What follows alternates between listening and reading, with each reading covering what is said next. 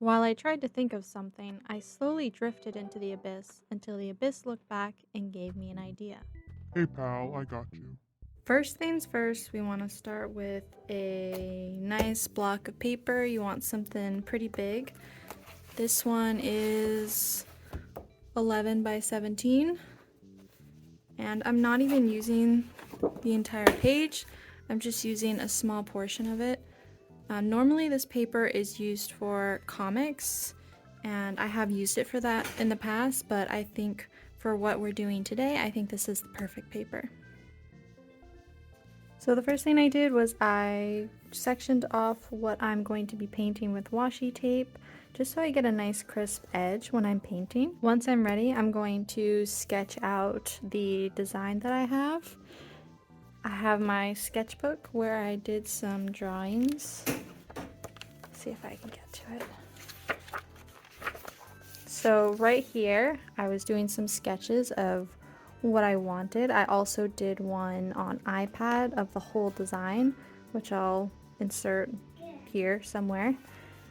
So I knew I wanted to do some kind of toadstool house just to keep on theme.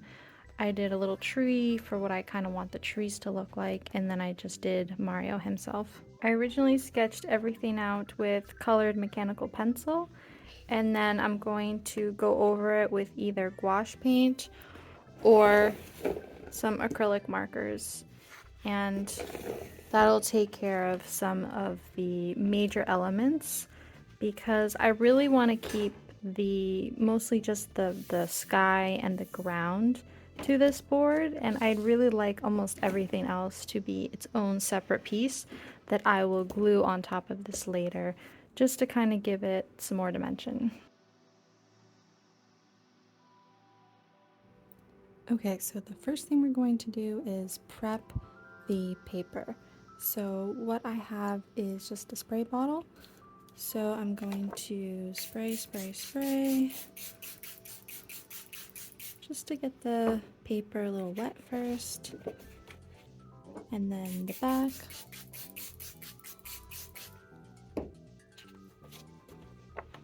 Okay, so we got a decently wet surface, so that should take the gouache a little better. It is going to warp. There's nothing you can do about warping. The only thing that would keep paper from warping is if you have it in a block that you would remove with a cutter, but obviously that's not this kind of paper, so I do like to prep it first. And that does actually kind of make it stick to the table as well, which is kind of nice. So I really wanted to do a traditional piece for my channel again, and I wanted to tie it into something game related since that's kind of my niche that I've carved out, but I wasn't really sure what to do. And then I don't know what it was, but I saw something for Paper Mario, and I was thinking, hey, what about Paper Mario? I could do something out of paper. And I'm not really super familiar with the franchise, so I did watch a couple videos on the newer game. I think it's called 1,000-Year Door. And it's a very interesting series. I didn't really know anything about it, and I didn't realize how unhinged it is. So it was kind of an interesting experience to watch a playthrough of it. But when I was watching it, I realized there wasn't really a lot of paper implementation in the game. Like, I feel like Kirby's Yarn World does a better job of making things actually seem like they're made out of yarn. So I wanted to take it a step above what Paper Mario did and actually make it out of real paper. Now I'm starting to add in the mountain-like trees, which currently resemble Diglets if they wore ghillie suits. I actually had something else in mind besides Diglett when I was making these tree mountain-like background. I actually copied it off what the levels in nature look like in the actual games. So they're pretty similar to what they look like there. I did take some creative liberties and added a little bit of my own flair with leaves and just some branch outlines just to make it a little bit more interesting. Really, the idea for this whole level is to make it look like it's from Paper Mario, but actually make it out of paper. So nothing is a one-to-one copy. I just kind of took some of the things they do in that game and added my own design to it. Like I mentioned before, this drawing is actually inspired by a few of the levels in Paper Mario: A Thousand Year Door. I can't actually tell you what the names of those levels are because I'm a fake fan. I never played those games, but they are loosely based off of the ones that do appear in nature. So now I'm working on the scenery props and I'm using acrylic markers to do all of the props in this level. The major piece I think that draws your eye is the mushroom house, or I guess I should say toadstool house, since that's what Mario likes to call them. I actually ended up using the acrylic markers mainly because they're a very fast medium to use. It doesn't require the usual setup that paint does, where you need water, brushes, a palette, hope that I can keep things wet enough before I finish the project, which is really tough considering I don't usually have long periods of time to work on something. So the acrylic markers are really kind of a lifesaver in that respect. And I've had this set floating around in my art studio for quite some time. And I just don't use them that much because I do mostly digital art, but I really wanted to test them out. I wanted to see how far I could use them without them drying out, or really just basically as a test to see how well these did.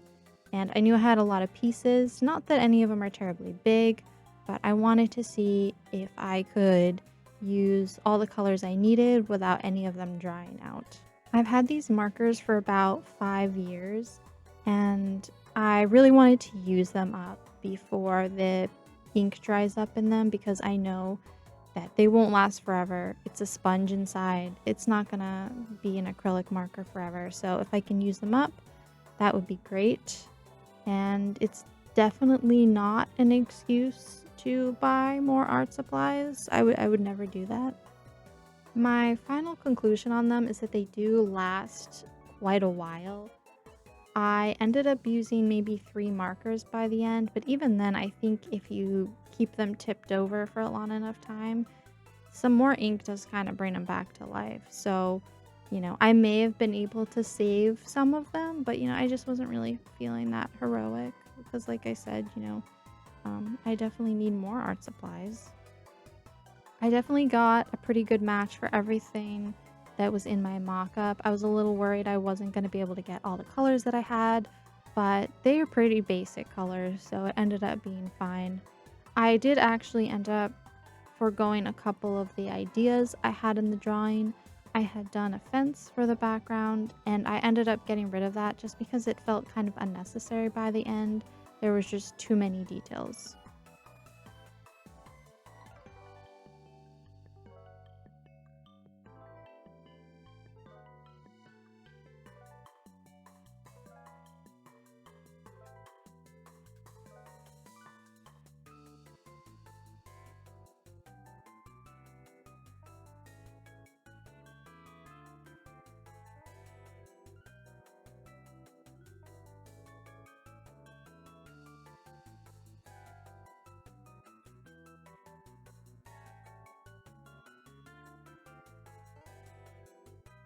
I really like how in Paper Mario they really cartoonify the characters, especially Peach, and not so much Mario, but definitely Peach is the most noticeable one to me. And it really reminds me of Scribblenauts, which is also a really fun game. So I don't know, I think Scribblenauts was probably the one that was inspired by them, but I really like the way they kind of distinctify the two different styles.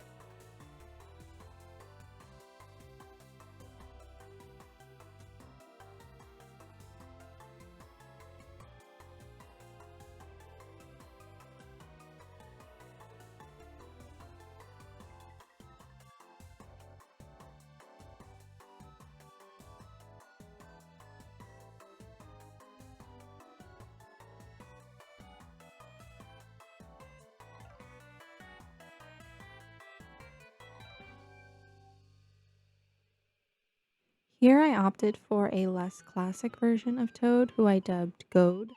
Goad, the public domain Toad.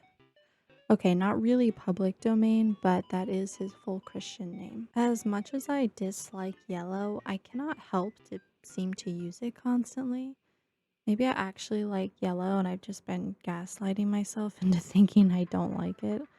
I don't know, I'll have to think about that. I couldn't help but feeling doing a normal red toad would be too similar to Mario, especially because I gave him overalls. I'm not really sure what I was thinking there. So I made him yellow, which matches his house as well. And I feel like if you can match your house and your belongings, I think that is peak character development. Okay, I take it back. So Goat is actually a fire flower farmer. He takes great care to wear a hazmat suit while watering his flowers. Okay, I suppose watering fire flowers would kill them. I'll have to ask him later how he tends to his plants. He has a modest house in the Mushroom Kingdom that he got for a very overinflated price in 2021, but I heard it has some great resale value now. You may be wondering who the heck the character I'm drawing is now. Is it Peach? Did she go through an emo phase? As far as I know, she didn't, but this character is actually Wallina, a Mario Kart original character that I made up. She is the sister of Waluigi and Wario and kind of acts as a sort of anti-Peach. I made this character eons ago, but I recently decided to show her to the world, and I made a video where I 3D modeled her in Nomad Sculpt. If you want to see an amateur 3D modeler attempt a somewhat complicated design for the first time, I will link the video below in my description. The video is pretty low on views, which is a little sad for me, but that could also happen to this one, so I'm not going to hold my breath. I think Mario videos just may be cursed for me. So now is the cutting time where I cut everything out. I originally was going to keep the sounds of the scissors in the video because I thought that might kind of be like not really ASMR, maybe that's someone's ASMR, I don't know, scissor cutting, but what it turns out that I'm actually kind of a slow cutter, especially when I have to follow a very precise line, and I really wanted to make it look nice. So the sound is really not that enjoyable, so I ended up just cutting it out, and it'll just be music instead in the background. But yeah, here's the tree. It looks a lot better than before, like I promised. I know it looked really rough before, but the black really helped make it look like a tree and not just some weird shapes on a brown blob.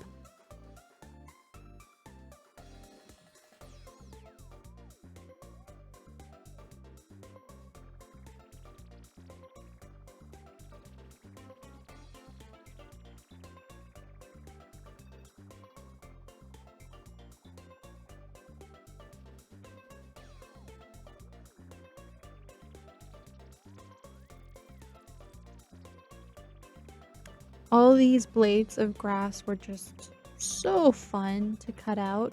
I was like, wow, why didn't I just paint these onto the drawing? But you know what? I think it actually looks a lot better in the end.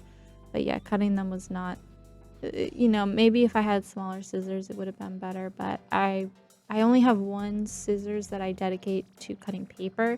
The other scissors I have are dedicated to cutting fabric, and you really can't mix those two because once you start using scissors for paper, it just completely dulls the blade, I guess, or it really only makes it good for cutting paper because fabric's a lot harder to cut. That was sort of a totally unnecessary and random tangent about scissors, but honestly, I feel like I have a hard time coming up with things to say when a video is almost 30 minutes long or more than 30 minutes long, and I didn't write a script for this, so it's gonna be just me rambling about a bunch of nonsense, so enjoy that, I guess.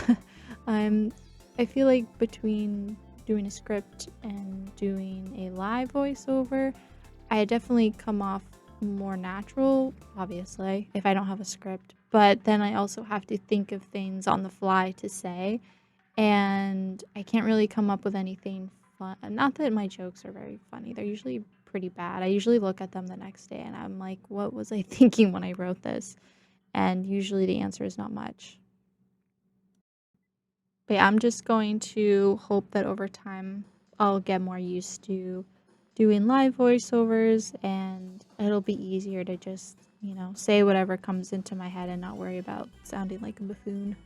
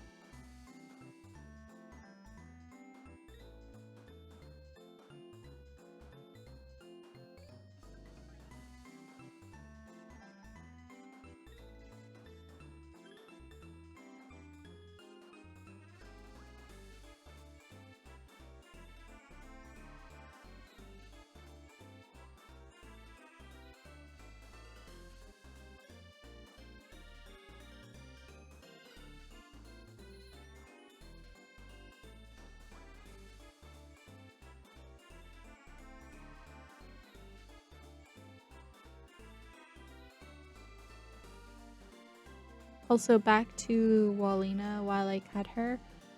She's actually in league with Wario and Waluigi, so I'm not really sure what I was thinking when I made her a companion for Mario.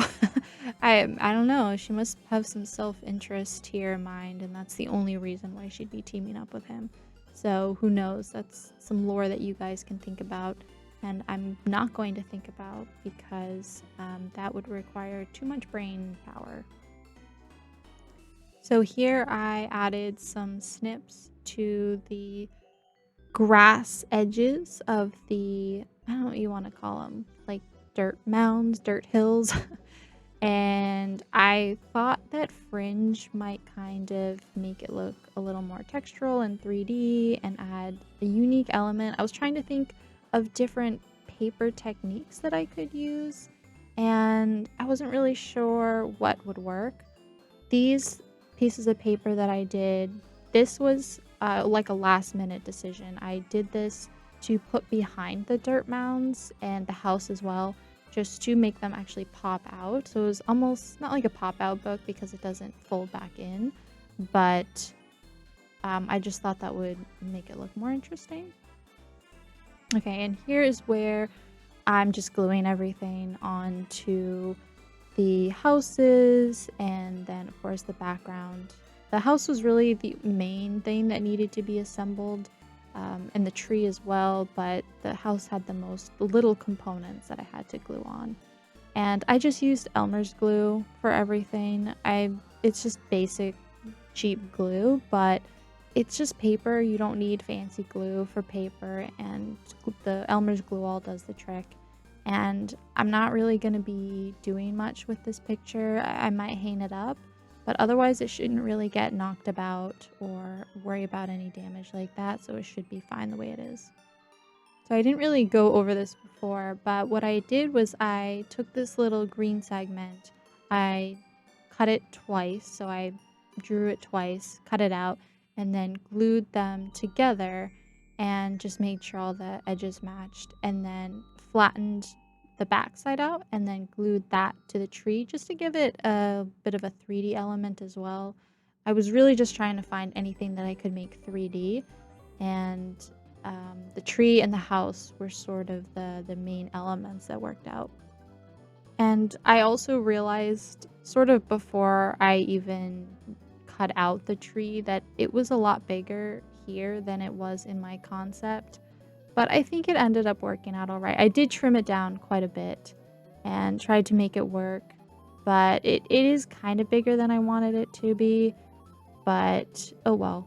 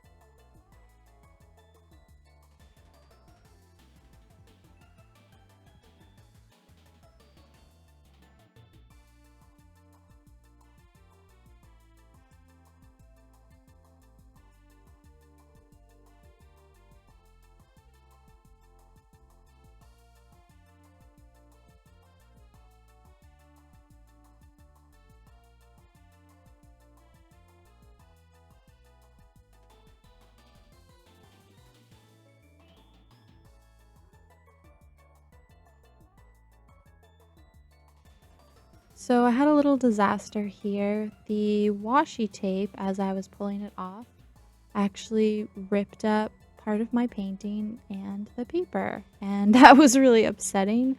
I managed to fix the painting part, but the white part is just kind of rough, and there's not really anything I can do about that. At first, I thought maybe I was going a little too fast pulling the bottom, but even when I pulled it up slower on the sides, it still pulled up the white, although I don't think I had an issue with pulling up the painting again, except in one small spot. So I guess I know to not use washi tape on this paper. I don't know if it was just the paper that doesn't like this kind of tape. I find that kind of weird. I mean, it's a pretty thick paper, but I did manage to fix it, and I mean, I've used this washi tape before, so I'm not really sure who is to blame here. I didn't mention this before, but I added little strings to the backs of the clouds just to kind of look like it's a prop in like a play or something where the clouds are just hanging from the sky by string. I thought that would be a cute little touch. You don't really see the right one as much because it's so high up in the sky, and that's mainly due to the fact that the tree is just so huge and the house goes up so high.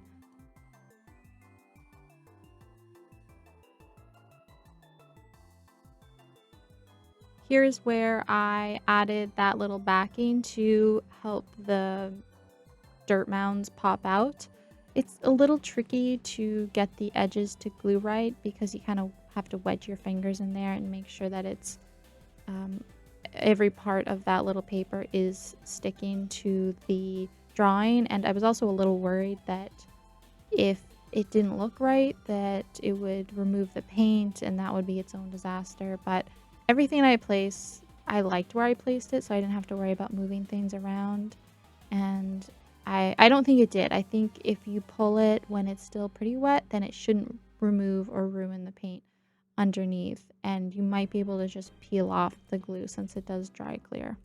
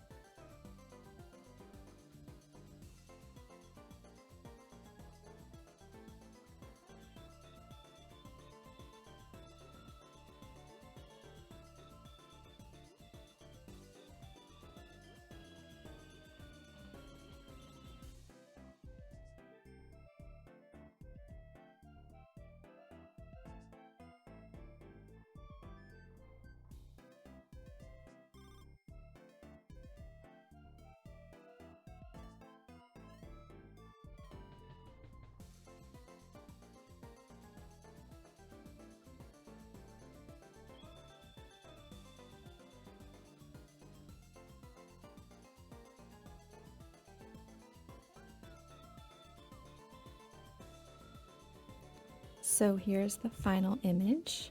Everything is glued on, the clouds, the tree, all the 3D objects. I attached the little sign. I debated whether adding it at the end just because it does hide the flower in the background, but I think overall it looks good. And you have the fringe that acts as a kind of texture. And then the final touch is just the characters. Now, originally I wasn't sure how I was going to implement these. I was thinking of putting like a large cut through the road and then kind of wedging them through and then kind of having them go do do do do do, but I ended up not doing that just because I thought it might create a weird gap and it would probably not look very good.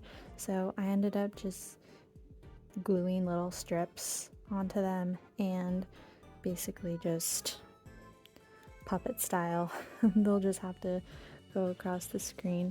So I'm going to display them all and then you can see the finished product.